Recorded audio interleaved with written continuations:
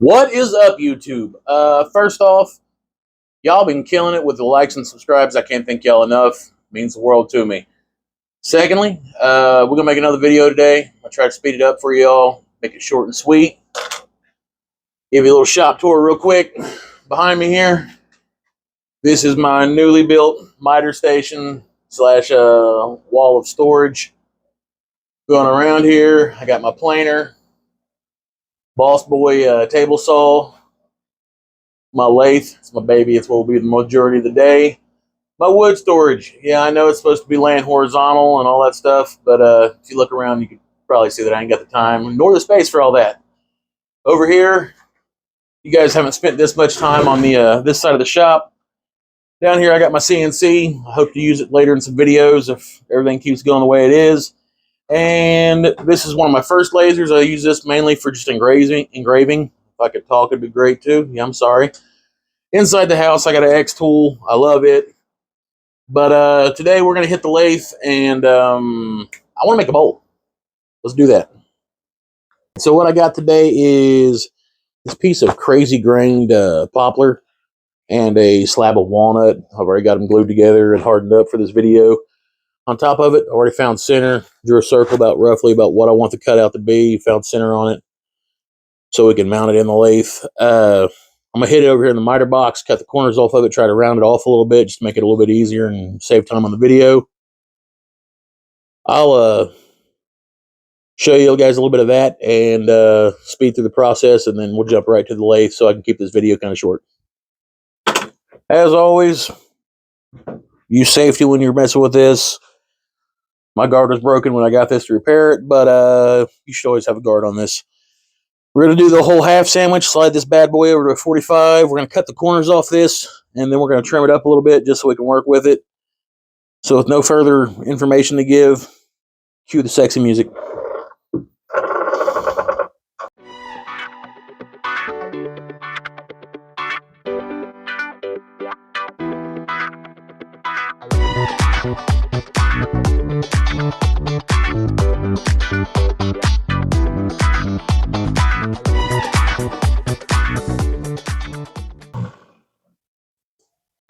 All right, so once we get everything cut off, rough circle here. Don't worry about these edges. The lathe gouges will take pretty quick care of those.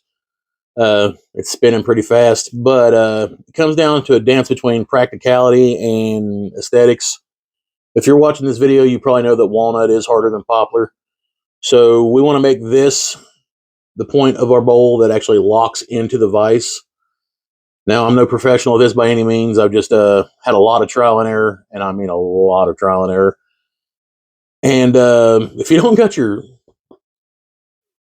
bowl blank locked up in your chuck real good, it will fly off and knock you unconscious in your own wood shop. And there's nothing more embarrassing than a 4-year-old child waking you up while you're unconscious. So we've already got our X marked on this. I keep all my cutouts from my hole saw. 1, because they're round, and 2, because they already got a hole in the center. The jaws on the lathe are round, so they'll lock right up to this, and it makes it a lot easier. A couple tips and tricks for this is I like to use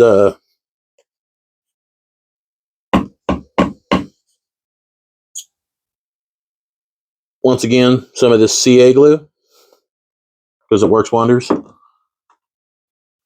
I drop a screw right through the center hole and line it up with that X. Give it a little push.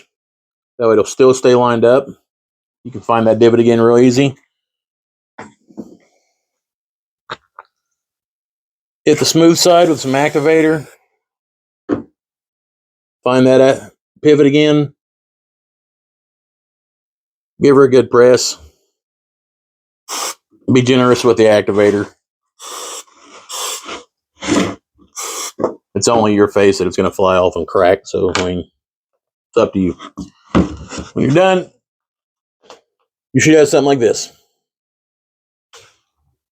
We're going to let this harden up for a second and come back, chuck it up. What we have is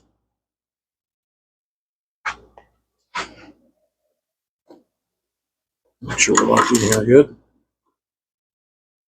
All right. On a lathe, this is called the chuck. Lay my mask down here for a minute. This piece right here is called the tailstock.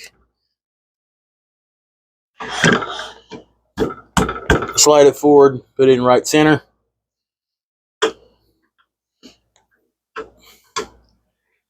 Tighten it up. Should be pretty good. We're going to stand off to the side real quick. Give her a whirl, see if she flies off and tries to decapitate me. Nah, we're good. We're going to start off with a... I use it to rough things out. It's a gouge. It's pretty much a giant chisel. But because of the mask and everything, I won't be talking a whole lot through this part, so I'm going to try to speed through the whole lathing process as much as possible. So stick around.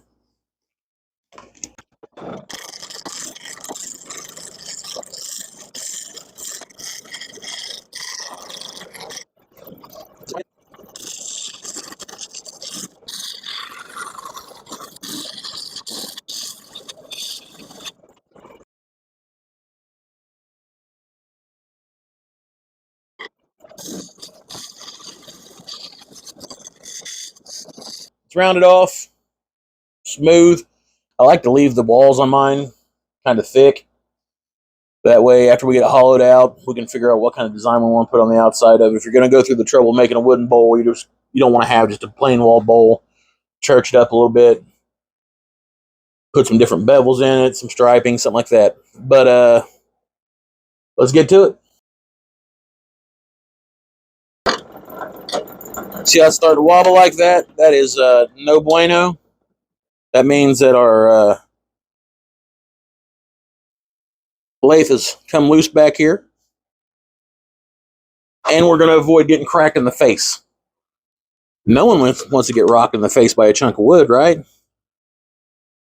I don't think there's an internet search for that. We get her locked up. Let's go back again.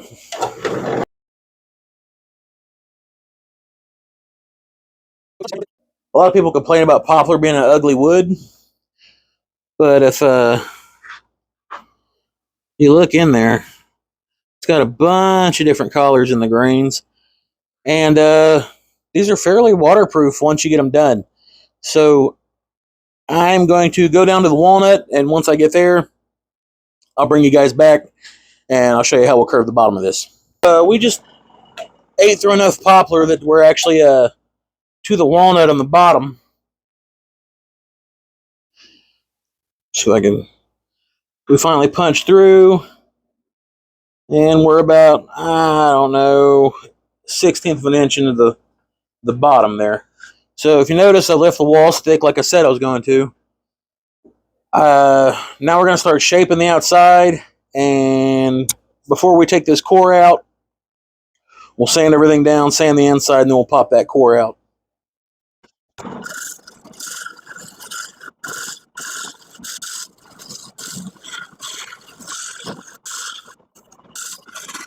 So we got the design that we wanted here. I like to church my stuff up a little bit. And put a little bit of an out curve right here on the edge of this.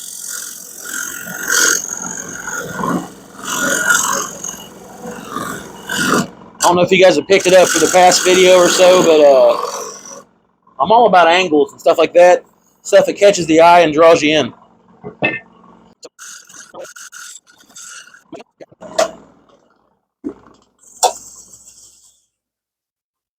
So what we're looking at right now. So the outside of this and the inside of it, for that matter, still need to be sanded. You can find this stuff. They use it for usually sanding on drywall. It's pretty much like 120 on a strip.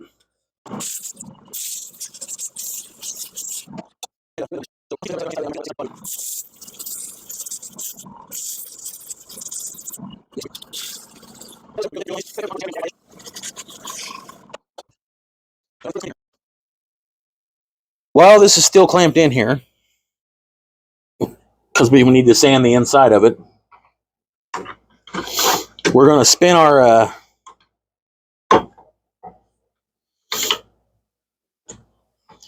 brace back around. And we're going to take out this core in the center. That way we can actually get our hands down in there. We can sand on some stuff. So bear with me.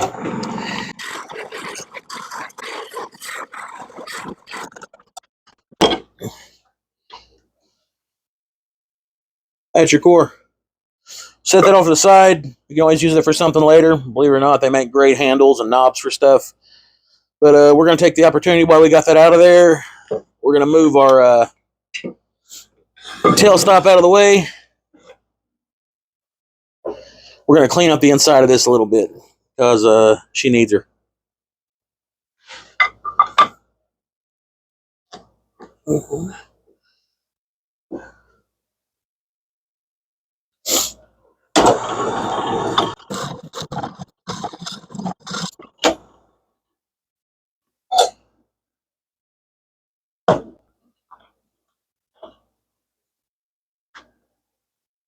The hook gouge, it's better for rolling around on the inside of it. It's also got a round carbide bit on the end of it. It's sharp, and I'm an idiot.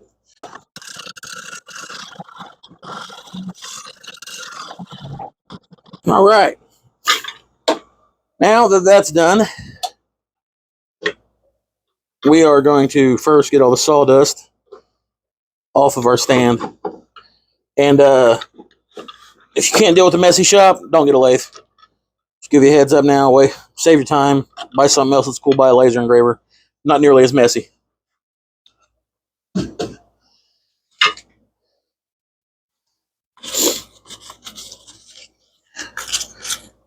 Be very careful doing what I'm about to do.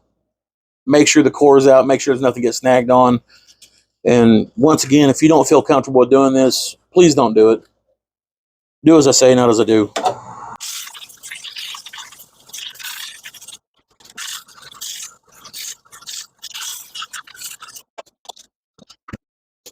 All right, now before we go over this with the 600 or all the way up to the 600, never hurts to give your piece of work a little bit of an embellishment. And another reason we're going to do this is if you see this seam right here that goes around where we glued the walnut to the poplar, we're going to hide that with an embellishment. So very lightly, just line it up.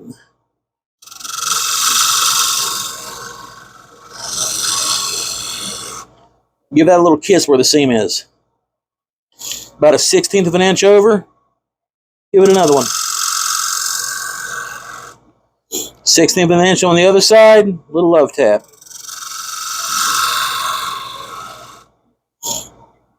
One more on the other side. And one more on this side.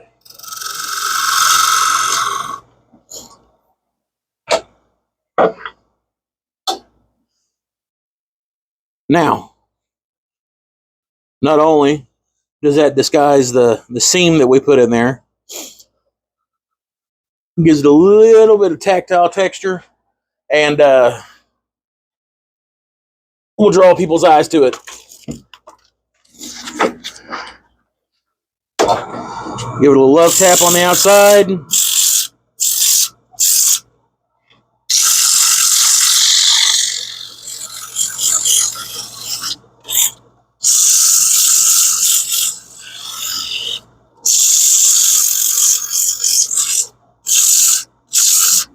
All right, I'm going to take this through the grits, and I'll come back to you when we're working on the 600. And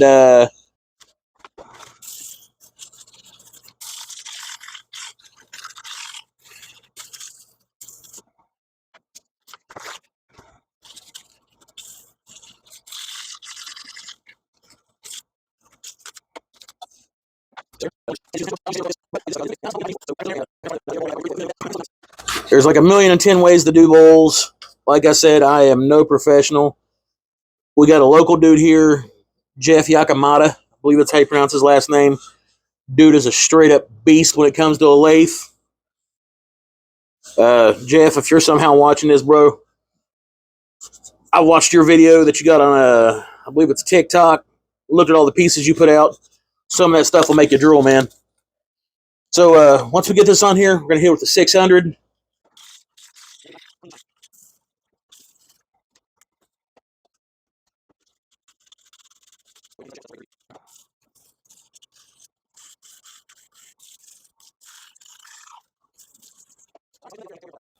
So once you pop your end cap off there and you got your bowl free of the lathe, bottom of it's going to need a little bit of love.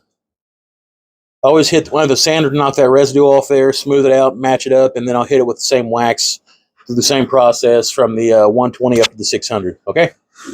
All right, so now that I've got the sawdust and wood chippings out of every crevice on my body, and I mean every crevice for you dirty folks out there watching,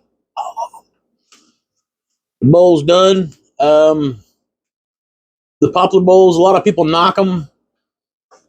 Man, if you get the right piece, the grain, the textures, the collars turn out great. Smooth on the outside, contrast with walnut just right. They're always a big seller. I don't know what it is about bowls and containers of any kind, but with people, it's almost like it's programmed into our DNA that we can never have enough containers. They always sell real good. They're quick and easy to make. I save my scraps out of poplar and walnut, especially walnut, just to make these. It's a blast making it on the lathe. I've had a few people message me, ask me to show off the lathe a little bit. Once again, I am not a professional by any means. There are dudes and chicks out there that are like born to work a wood lathe. I'm new to this. That being said, YouTube channel is taking off way better than I ever expected. I figured I'd have like my mom and like two people that might have felt sorry for me, maybe my kindergarten teacher, like follow me around to prove that they didn't raise an idiot. But no, we got like 350, I believe, subscribers the last time I checked. One of my videos has got like 3.5 thousand views, which is just insane. Bearded Viking, David Ardito, and my dude Ryan with 77 Rockets. You guys are phenomenal. You guys have helped me more than you ever know. Just the advice, the shout outs. I can't thank y'all enough. I want to make this grow. We're approaching the 500 mark. That's the halfway mark. Of course, everybody's trying to get to the 1,000 mark. You know, that's when you kind of know that you've made it a little bit on YouTube. It's hard. It's a lot harder than it looks. I jumped into this thinking that I was going to shoot some videos, throw them online, and see what happened. No, the editing process is way harder than anything I could imagine. I thought like finding material and making the wood projects would be the rough part, but I was wrong once again. Everybody that's liked my stuff, subscribed, all that stuff, God bless you. You're the reason that I do this stuff. Check me out on Facebook at The Whacking Shack. Like, subscribe, do all that cool stuff. Get out there, make something. Creativity is a dying breed amongst our people. Other than that, God bless. I love y'all. I'm out.